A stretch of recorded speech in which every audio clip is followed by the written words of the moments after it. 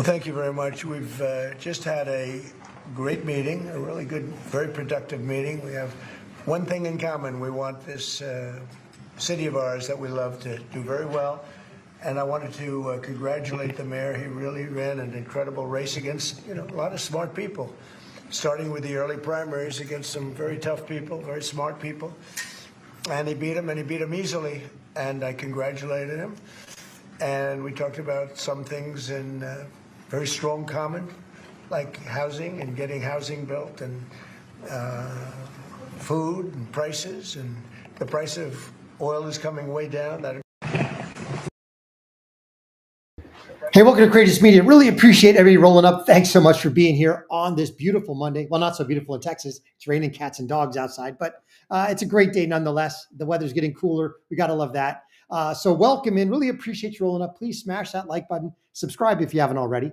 But just wanted to touch base. We're going to discuss this Mamdami Oval Office meeting because several of you have asked me questions about this, what I thought of it. What was Trump doing? How could he possibly meet with this person? So we're going to dive into all this, my thoughts, my opinions on the matter, my speculation, because frankly, I don't have a crystal ball. I can't know exactly what went on behind closed doors in the Oval Office. All we can look at is the press conference afterwards, and then we're going to check out some of Mamdami's comments after that. But suffice it to say that I think this meeting went exactly the way Donald Trump wanted it to. I think President Trump just owned Mamdami in a way that he's not even sure that he just got owned. Although some of the libs out there are already realizing it. They're already realizing that the great socialist, jihadist, anti-American experiment in New York might just be over a little prematurely.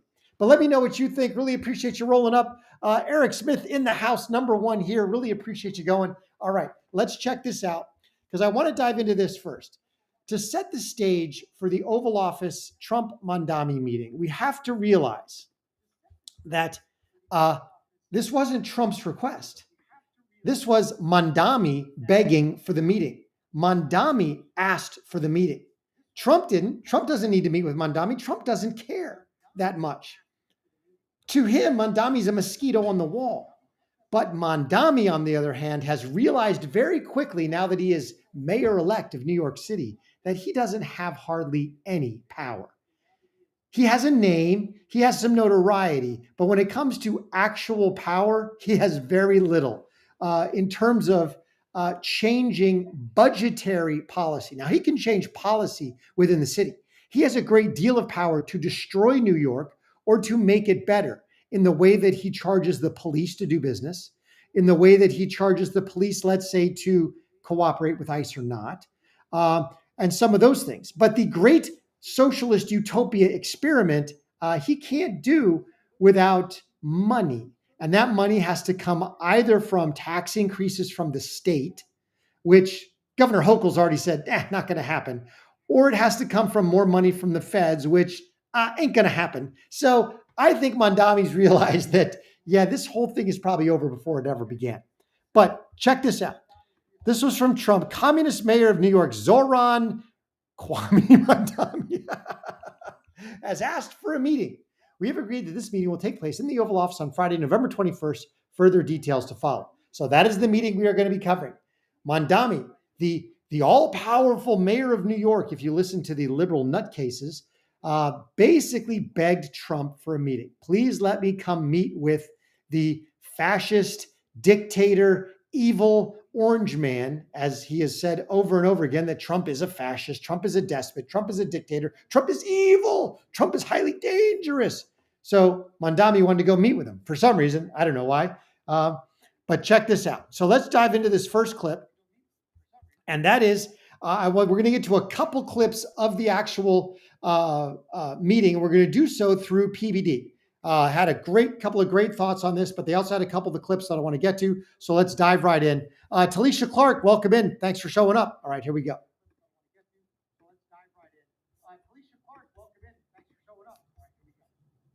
Danny, we haven't covered it yet. He comes to the White House to meet with the president. He requested to meet with the president.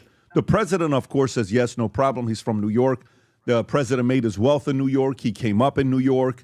He has a lot of history in New York. And so Mamdani's like, yeah, I definitely have to come meet with this guy to try to find things, to make things work out. And while they're having conversations, there's a moment where one of the reporter asks a question about, look, you've called the president a fascist. And he gets ready to explain himself. And this shows you how comfortable president is in his own skin. He's like, just say what you want to say. Don't argue with it. You're going to have to do this your entire life. And watch what happens. This was a very, very special moment that went viral on Twitter. Go ahead, Rob.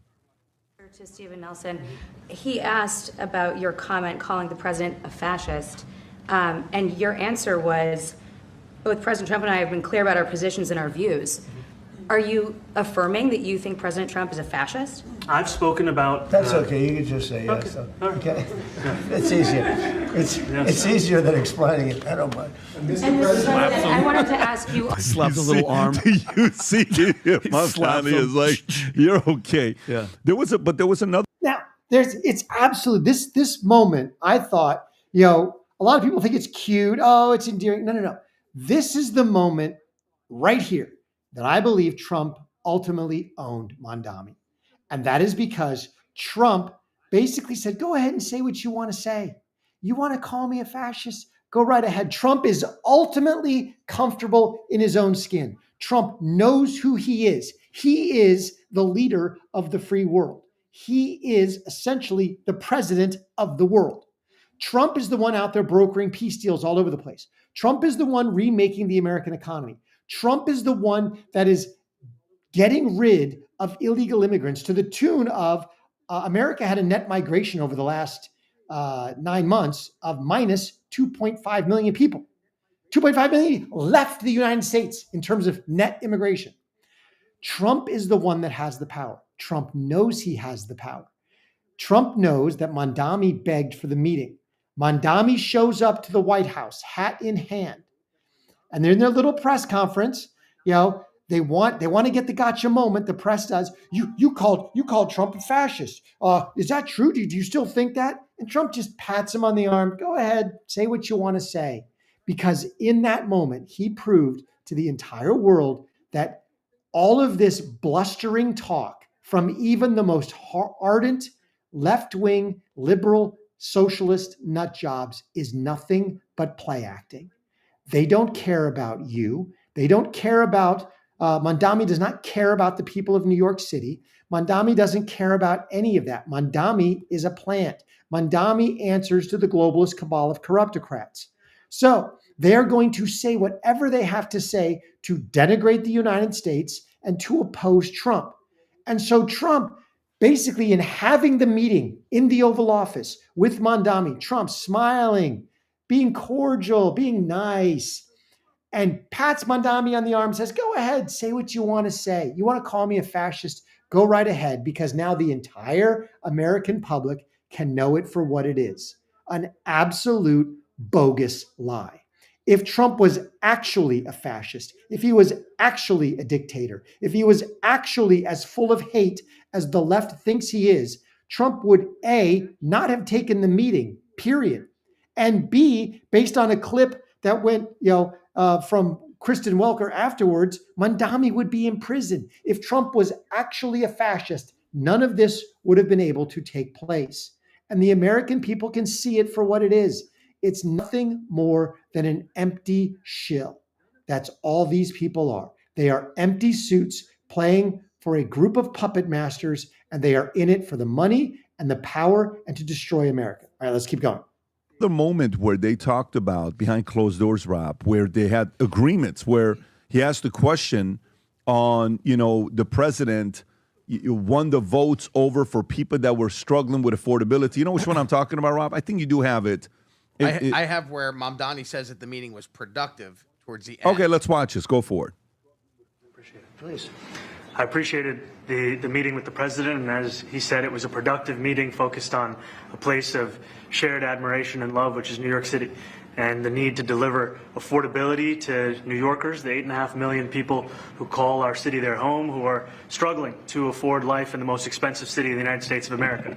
We spoke about rent, we spoke about groceries, we spoke about utilities, we spoke about the different ways in which people are being pushed out, and I appreciated the time with the president, I appreciated the conversation. I look forward to working together to deliver that affordability for New Yorkers.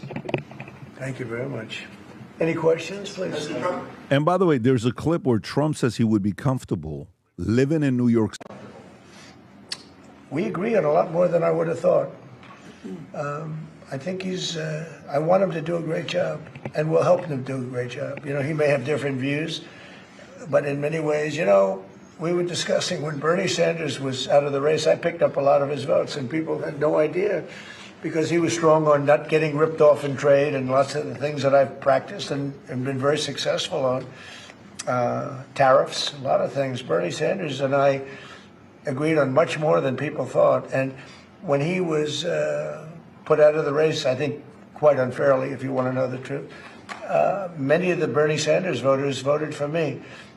So I don't know exactly what they talked about in closed doors, but the fact that Trump says, hey, we agreed on a lot more than I thought, could absolutely be true. Realize that the populist agenda, the idea of it's the guys on the bottom versus the guys on the top. It's not, it's not the old capitalist trope of, it's the working class versus the capitalist versus the business owner. No. Because America has essentially democratized business ownership. Anybody can start a business. Do they all become huge? No. But your local contractor, your local plumber, your local electrician, your local shop owner, as they said, right before World War II, the Nazis, the Germans thought of America as a bunch of weak idiots. We were a bunch of shop owners. That's all we were. We were a bunch of merchants. They didn't realize that those merchants actually had a backbone and would defend their country and would reorient the American economy to defeat them, which we did. So there is nothing wrong that America has democratized business ownership. The idea of capitalism being owned by a slight few at the top is nonsense. Now, are there extremely wealthy people in America? Sure. And would we love to shrink that wealth gap? Yes, we'd love to do it using market forces. So when Trump says we got a lot more in common, when it comes to the affordability idea, when it comes to I want to speak out for the little guy versus, the billionaire, Trump is absolutely on that bandwagon. In fact, he's the one that started that bandwagon. But and so that populist agenda, that economic populism idea is very similar, right versus left. Now, where it's going to take a sharp turn, and what I would love to see what was discussed was how this is going to play out with, the woke social agenda and how much Mamdami is going to be on board with that, and what's going to happen when it comes to illegal immigration and the crackdown on that and handling crime. If Mamdami skews far left on that, if he opposes ICE, if he lets people out of prison, if he goes to this no cash bail nonsense, then Trump will oppose him hard and will withhold federal money. If he tries to double down on the woke nonsense, letting boys play in girls' sports, be in locker rooms in New York City, Trump will withhold that money. Trump will use that money as cudgels to get Mamdami to do the one thing that he wants, which realize that if he gets Mamdami to agree to allow ICE to pull people out of prisons, out of Rikers, without a fight, without riots in the streets, or if he basically gets Mamdami to say, yeah, I'll accept the National Guard in helping to curb crime. Now it's Trump that fixed New York City, not Mamdami. And Mamdami rolling over to Trump on that or the woke socialist agenda will have the libs melting down and calling Mamdami a traitor.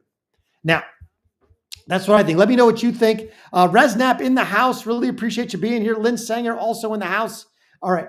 If everybody could please smash that like button for me, subscribe, turn on the notifications. It really helps us with YouTube if you watch all our videos all the way through, like and comment and share them. Now, right after the Oval Office meeting, and I want to get to this clip because some of the PBD podcast had some good comments on this. So after the Oval Office meeting, Meet the Depressed with Kristen Welker brings Mamdami on, and I want you to hear his comments on the whole fascist idea. In that press conference with President Trump, a reporter asked you whether you believe that President Trump is in fact a fascist, a word that you've used in the past. You were about to answer, then President Trump sort of jumped in and he said, quote, "That's okay, you can just say yes. It's easier than explaining it." So, Mr. Mayor-elect, just to be very clear, do you think that President Trump is a fascist? And after President Trump said that, I said yes.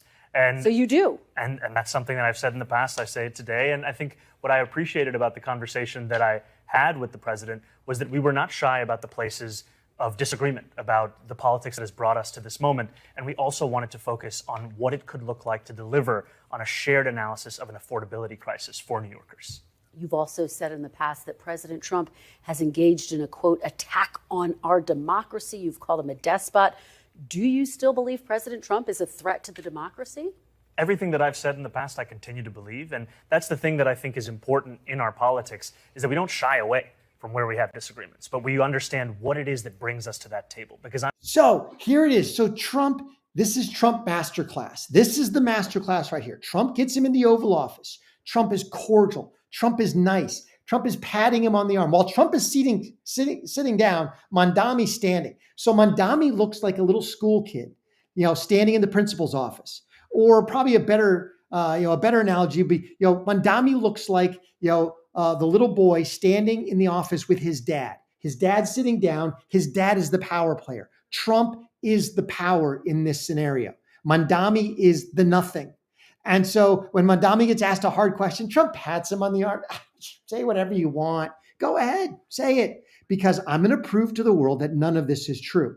And so Mamdami goes on Meet the Depressed and basically gets called out. Do you really believe he's a fascist? Oh, yes, I believe he's a fascist. But what I really like is that we can disagree on stuff. And no. That's the whole point.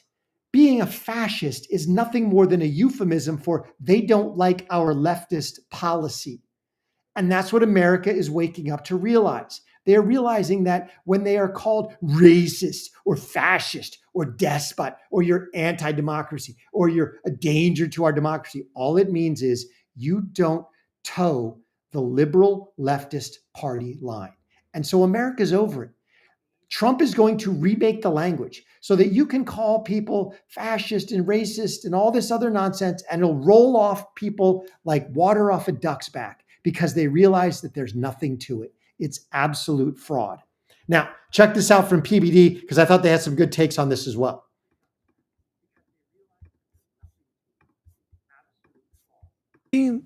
Trump knew exactly what he was doing because when Mamdani fails, which he will, he no longer can blame Trump.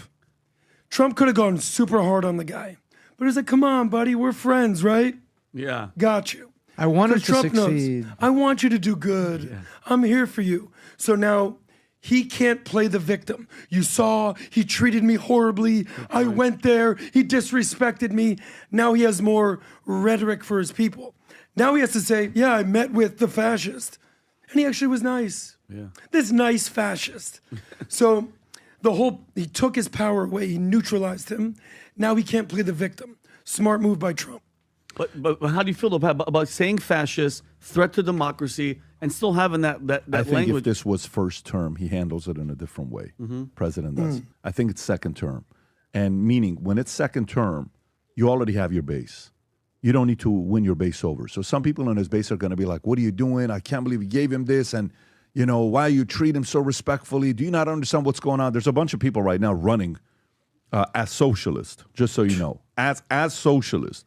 And some socialists are upset with him for how friendly he was with Trump. Bingo. They're upset with him and AOC because both him and AOC are now supportive of Hakeem Jeffries, even though Hakeem Jeffries is running against a socialist right now. And they're not siding with the socialists. Exactly. Trump is triangulating this whole thing. So socialist communist Zohran Mamdani realized the day that he became mayor that he has very little power. Governor Hochul basically told him to go pound sand and sit in the corner. She wasn't going to raise taxes. She wasn't going to chase any more businesses or billionaires out of the state, although they're leaving in droves anyway, because they're afraid of what Mamdami is going to do on the crime front and that he's going to turn New York even more into California or Washington, D.C. before the Trump crackdown than ever. But so you've got, so basically Hochul told him, no, we're not raising taxes. No, you cannot have free, subways and buses. Not going to happen. We need that. We need the money from the fares to actually keep the system running. And then he's got Trump basically saying, I'm just going to defund New York. If you don't do what I say, I'm going to take all the money away from New York State and New York City. So Mamdami's realized that he has very little power, and he's already bent the knee to Trump. He's already bent the knee to Hochul, and now he's bent the knee to the establishment Democrat politicians. Oh, no. We don't necessarily need to primary Hakeem Jeffries. Check this out, because the leftists, the libs, are melting down over this, and it is absolutely beautiful. Mamdami is already a traitor in some of their books. Check this out. Also appeared to discourage his fellow Democratic Socialists of America member on Monday. Quote, I believe that there are many ways right here in New York City to both deliver on an affordability agenda and take on the authoritarian administration in the White House, Mamdani told reporters of ASE. Ocasio-Cortez told Axios during a brief interview at the U.S. Capitol that she was not aware that ASE was challenging Jeffries, but she added, I certainly don't think a primary challenge to the leader is a good idea right now. Ocasio demurred on other races, declining to weigh in on whether she would support New York City Comptroller Brad Lander if he runs against Representative Dan Goldman.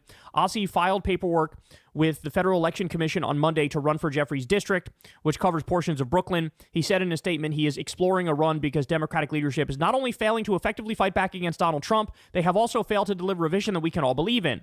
Jeffries, who had previously repeatedly dismissed the notion of an ASE primary challenge, told reporters at a press conference Monday, come on in, the water is warm. So here's why this is disappointing. This guy who's running against Hakeem Jeffries, Zohran, that was you. That was you. You were running against the golden child. You were running against the establishment's man. You were running against Andrew Cuomo. You also ran against, Eric Adams, for example. So with this sort of mindset that you're now applying to this guy, people applied it to you and they said, what are you doing? We already have our candidates. We already have Eric Adams. We already have Andrew Cuomo. They represent the Democratic brand. Like, just let them cook. But you said, no, it's not good enough. They're not good enough. They don't fight Trump. They don't deliver on actual leftist values. We're going to stand up and actually represent something, and we're going to change the Democratic Party, and we're going to have our Democratic Tea Party moment. But now they're not. Because already you've got Mamdami realizing he doesn't have the power and he's bowing to the establishment wing of the Democrat Party. This is going to be really amazing to see where this goes, to see if we get a full-blown actual meltdown, civil war in the Democrat Party. It'll be absolutely interesting. But this is already paying dividends. All right. Now, I want to switch gears here. I want to get into a story that I have not really covered much to date. And that is the Charlie Kirk assassination, the fallout from that, what's going on with Candace Owens. We'll probably have to cover this in a lot more detail. This is just like the first kind of snapshot into what I've been thinking. I've been kind of laying low because I've been trying to process a lot of this. So I want to open this up. Before I do, please smash that like button, subscribe, turn on the notifications. Even if you've already turned them on, go check them again because YouTube loves to turn them off. And if you like the content, please share Courageous Media with everybody that you know. All right, I want to dive into this. I want to play this clip from Candace, and then we're going to get into what I think are three of the major sticking points that are showing this whole thing to be a much bigger problem than the feds, the FBI, Kash Patel, and others want it to be. So let's dive right in. Check this out.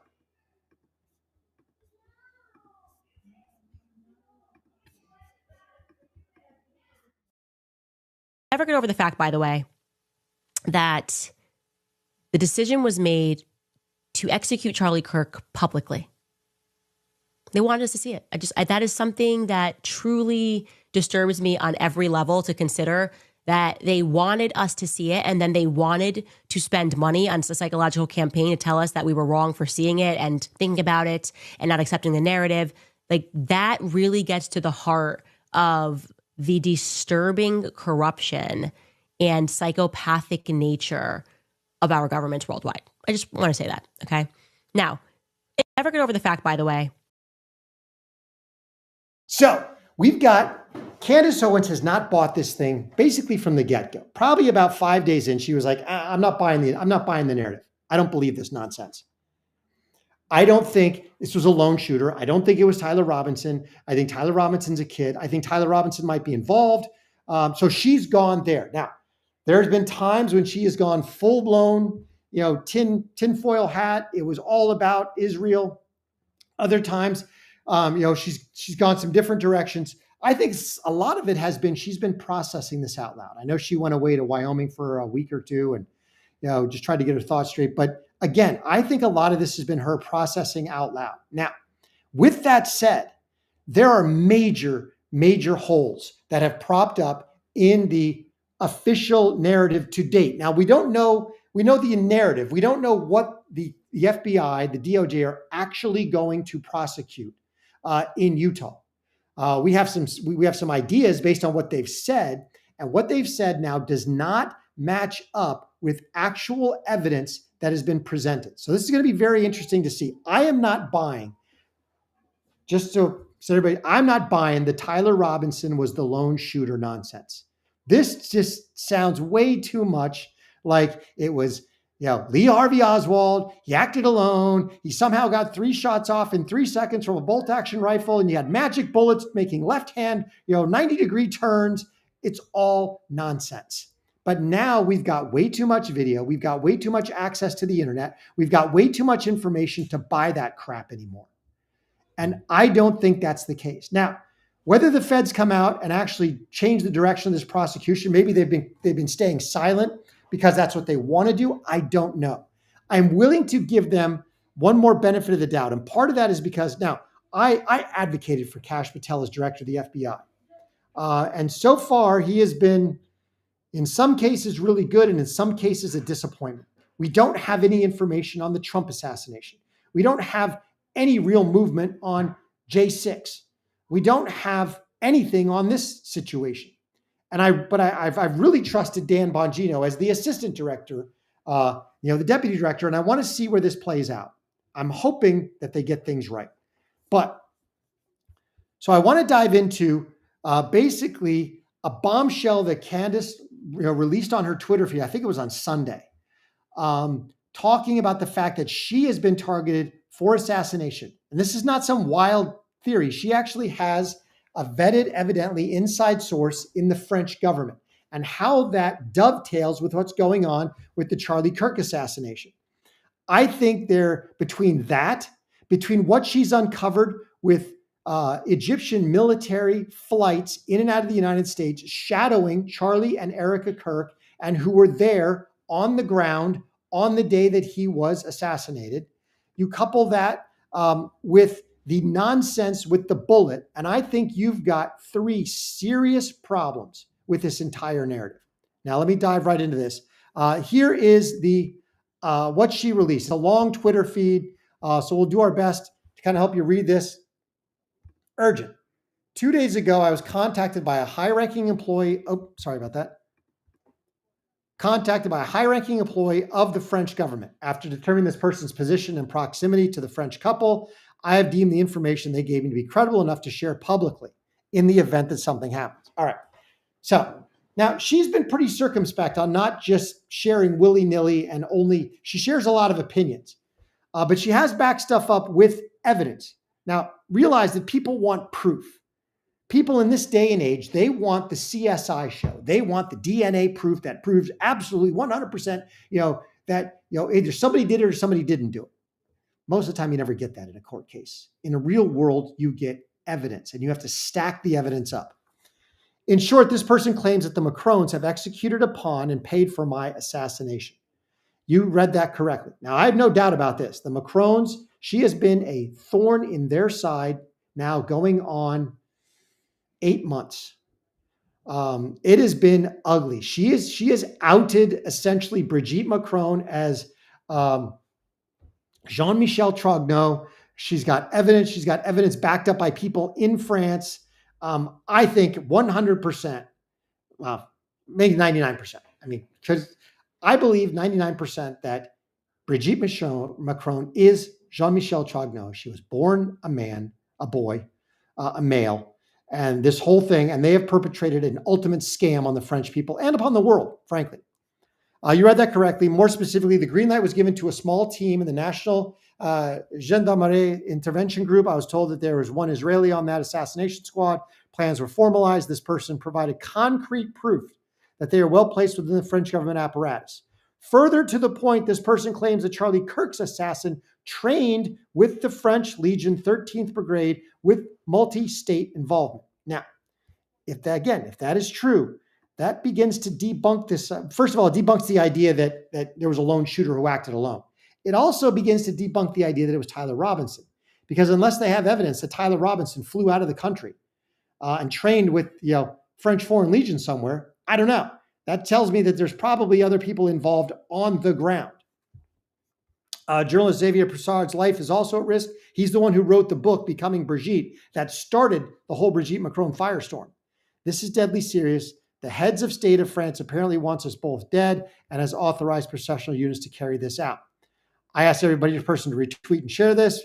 I do not know who in the American government can be trusted, since this source claims our leaders are aware. Okay, so we're going to stop there.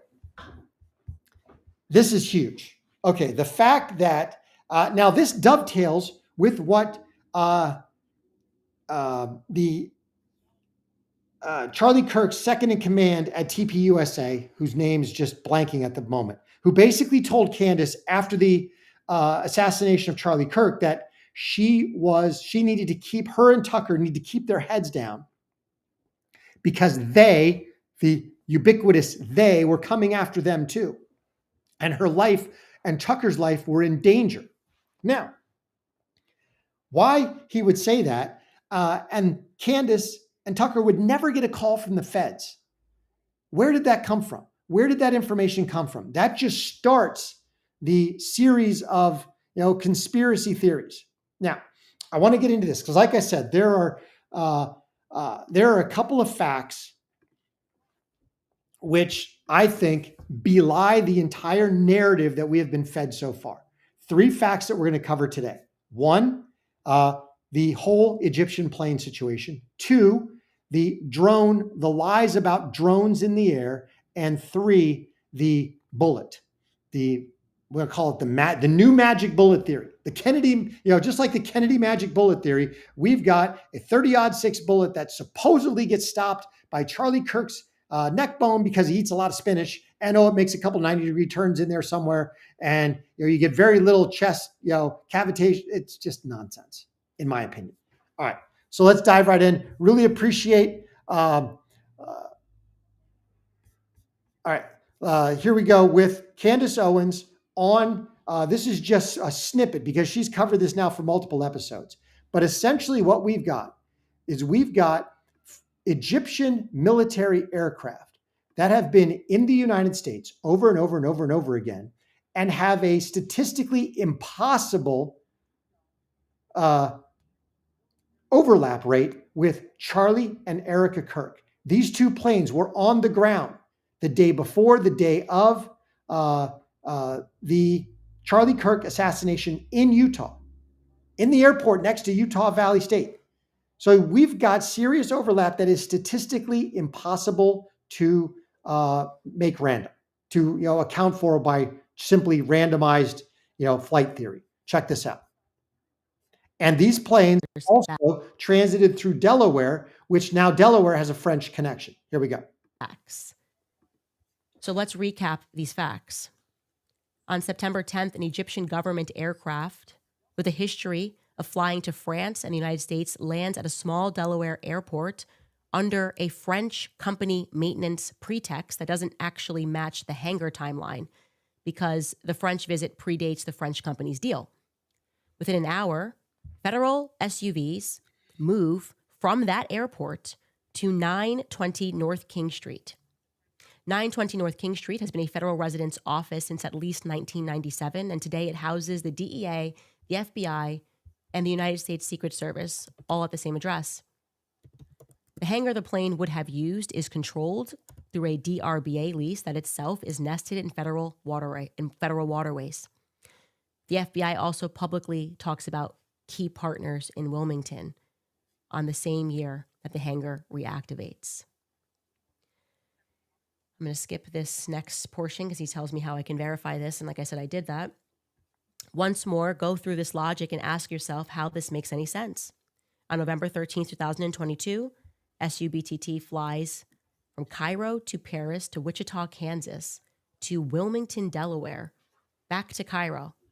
That is already a 4-leg, 2-continent hop that ends in Wilmington before going home. 4 days later, on November 17th, 2022, it does Egypt to Wilmington, again, departing at 8:54 a.m., and this time it stays in Wilmington until November 20th. So I'm going to cut this short. We don't need to listen to this for minutes, but to get to the bottom line on this, what we know so far, there are 2 Egyptian military aircraft, essentially Learjets, private, commercial or corporate aircraft that are, flagged under the Egyptian military. They have flown to the United States no less than 70 something times in the last few years.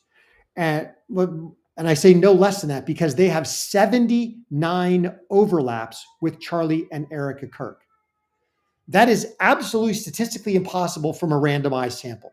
You cannot go to that many random places between those 2 people and have overlap unless it was planned. They have several flights to Wichita, Kansas. Now, those can be explained. And they've tried to debunk this. People have tried to debunk this saying, hey, they were there for maintenance. In Wichita, yes, 8 of those flights could be maintenance related. Nothing else is maintenance related. Second, they now have, the French government has leased a hangar in Wilmington to try to cover up the Wilmington angle because they have flown into Wilmington. They have been, whoever was on the plane was taken by government SUV to a federal government office location in Wilmington. At the same time, you've got when they went to Utah, whoever the contractors were, whoever was on the airplanes, rented was the travel. There was a travel organization that rented them vehicles. They stayed in Utah. They did not leave with the airplanes. And so now you've got this aspect, this angle of the Charlie Kirk assassination that cannot be explained by the lone shooter theory. It absolutely speaks to the fact that there were international factors at play, that they were after Charlie and Erica Kirk, and that they were there on the day that he was assassinated. All right, that's point number 1. So let's call it fact number 1. We don't know exactly where it leads, but we know it's a fact that does not fit the narrative. Now, check this out, because here's where we get into the drone situation. We know that TPUSA, that spokespeople for TPUSA are lying to us. And the person that told us she was in danger was Andrew Colvett, who was like second in command of TPUSA under Kirk, and now kind of again, now that Erica Kirk's been named CEO. But check this out. We have conflicting reports of whether or not they were flying drones. Here we go. Is just getting longer every day. Yesterday, we talked about Brian Harpole, the security guy who was not convincing at all. And he basically said, we didn't have drones because looking at the rooftops, because I wasn't allowed to have drones, right? We just were not allowed to have drones that day. A lot of you emailed us and said that was a lie, actually. Again, going back to the early interviews that a lot of TPUSA people gave, Frank Turek, who was with Charlie on the day that he died, with Charlie in the hospital, and carried Charlie into the waiting SUV, he told Megyn Kelly something different about drones on that day. Take a listen. And in fact, when we were driving into that event, this is the first event I've gone to a college campus with Charlie. He said, Frank, if you can come help me the first couple of days, could you stay an extra day and come with me to the first event? I said, of course. So we're driving in, Megyn, and his team has drones up looking at the crowd from above, and they text him some video. And there's thousands of people there an hour before the start. And I said, Charlie, I don't like this place. There's too many buildings. And but he shrugged it off. He knew. So now we know that, remember, that the guy who was in charge of security for Charlie Kirk with TPUSA lied about the drones. Either he lied or Frank Turek lied. Frankly, I trust Frank Turek a lot more than the other guy. So you've got two absolutely conflicting stories. No, I wasn't allowed to fly drones. You've got Frank Turek basically saying they were flying drones because I saw the footage. So you've got that major lie. Why are they lying about that? Why are they covering that up? That's not to protect a court case. That has that. No. No, because there's plenty of information that comes out on court cases before they happen. This is not some super secret. Everything's got to be protected so we can protect the case. No. Because guess what? Everybody's heard of the Charlie Kirk assassination. You're going to have a hard time finding any juror that doesn't know something about it or think they know something about it. You're not even going to be able to change venue on this because this is worldwide. Billions of people have tuned into this. So you've got that lie. Now, finally, the final fact problem that I want to get to, and the one, it's the one that kind of ties it all up for me that says this narrative is crap, and that is the whole bullet situation. I want us to listen to Candace, and then I'm going to get into what I think. I think there's a couple options here, but I don't think it's what they're telling us. Check this out.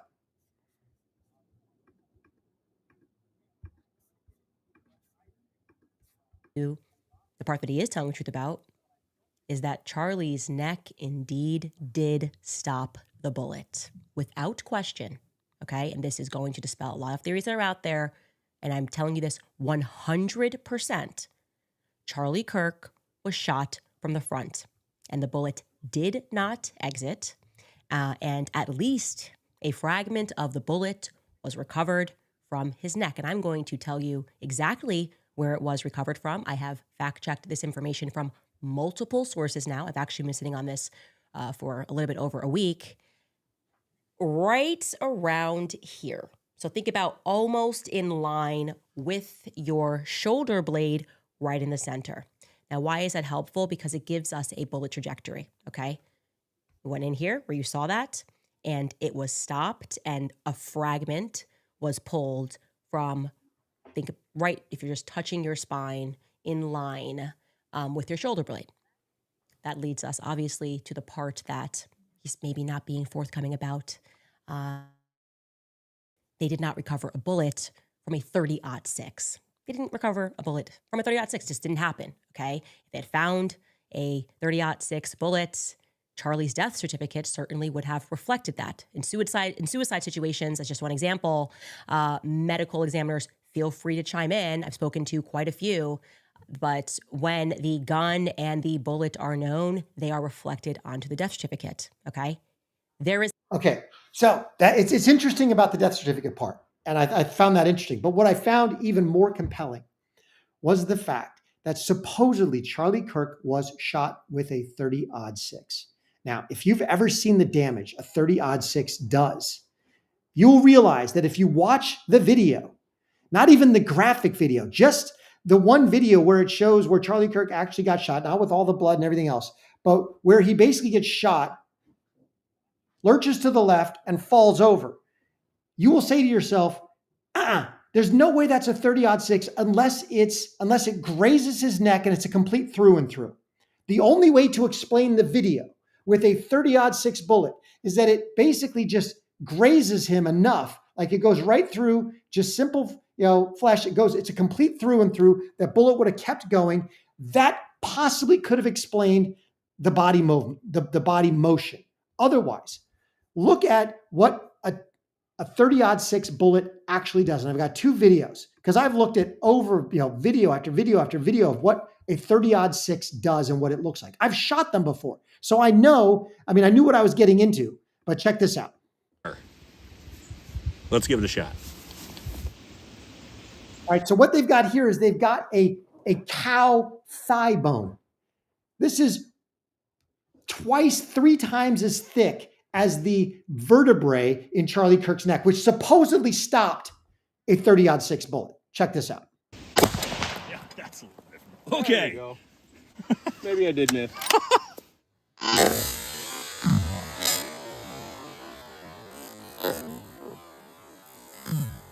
All right, so it completely blows the thigh bone apart.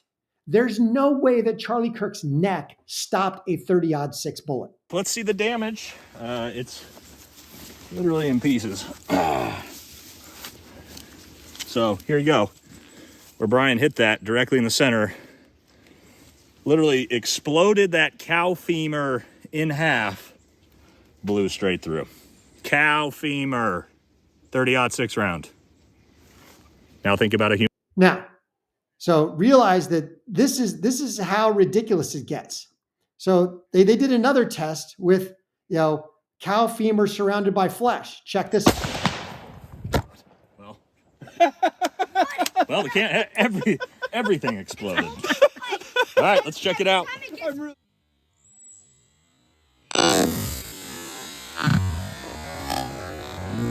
Now, for any of you who have seen the video of Charlie Kirk getting shot, that is not what happens. That is the effect of a 30-06 bullet. Now, to get to the point where, Charlie ate a lot of spinach, therefore, his neck was able to stop the bullet. Charlie was a walking miracle. Check this out with 30-06 bullets versus plate steel. God, we got an actual competition shooter here to hit this 2-inch by 2-inch plate from 100 yards, which I probably wouldn't have been able to. Clean through 1/4-inch steel. 1/4-inch steel. I guarantee you his bones are not stronger than 1/4-inch steel. Or, mind you, clean through 3/8-inch steel. 3/8-inch steel. And 1/2-inch steel almost, or actually it potentially did actually blow out the side of that. So,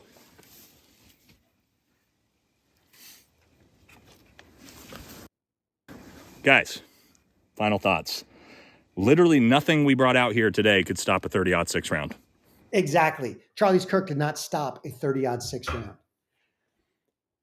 So either it was a great glancing shot through and through that could possibly explain the body movement of Charlie Kirk, or it's as Candace said, it is a much smaller, lower velocity round shot from close range. And in my opinion, most likely a fragmenting bullet, because professionally, you can buy what they used to call frag bullets, bullets that break up on impact. They don't mushroom like a hollow point, which creates a whole much more slamming force. No, these are designed to frag on impact, basically going off in shards, guaranteeing death essentially. But they don't have near the stopping power. But again, if it was from a high-powered rifle, it would have blown his neck probably clean off. From a lower velocity bullet fired from up front, possibly. And again, I want to share one more video talking about the fact that the 30-06 being stopped by the neck cannot possibly be true. I do not believe it. You had Harple on the Sean Ryan show saying, well, the bullet came from an up to down trajectory. It hit the first vertebrae and it turned and it went down and then it turned again and it got all the way to C6. So somehow this bullet does a complete 90-degree turn inside Charlie Kirk's body. I don't think so. Check this out.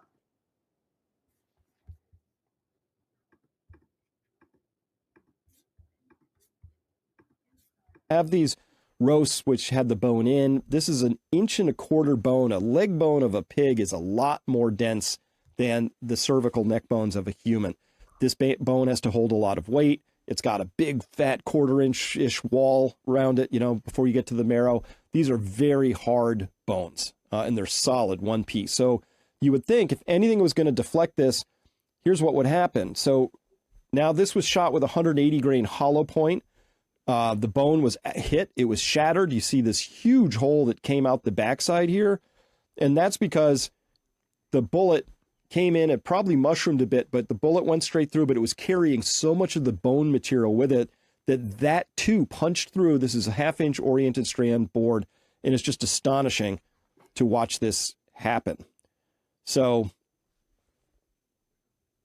here we're showing that once it was shot through the bone in this case, we could put a 1/4 inch dowel through and show that there was no deflection, like it didn't go up to here. It didn't bend like this. This is why I thought this video was interesting, because they actually put in the dowel rods into the holes that were created. And so they could show that the bullet did not deflect. This idea that this 30-06 bullet made a 90-degree turn just to me is farcical. Now, could I be wrong? Absolutely. Am I a PhD in physics? No. But I've seen bullets. I've seen what they can do. I've seen, what handgun bullets can do. I've seen what rifle bullets can do. And I do not buy for an instant that a high power 30-06 bullet somehow entered Charlie's body and did not cause major chest cavitation, somehow made a 90-degree turn without doing that. And again, if a high-powered bullet, even if it could strike Charlie, make a 90-degree turn, go down 6 vertebrae, it would have blown him off the back of that chair into the wall behind him. The power of that. You've seen it. You've seen the power of these bullets. If he was somehow able to stop it, to absorb all that energy, he would have moved 3 to 4 feet back, his entire body. I think this is absolute nonsense. I do not know what the FBI is doing. I want to trust them. I do. If it was a Democrat in office, I'd be screaming to the high heavens that this is complete crap. And so I want to trust Kash Patel and Dan Bongino. I don't know what's going on. They have been silent for a long time now.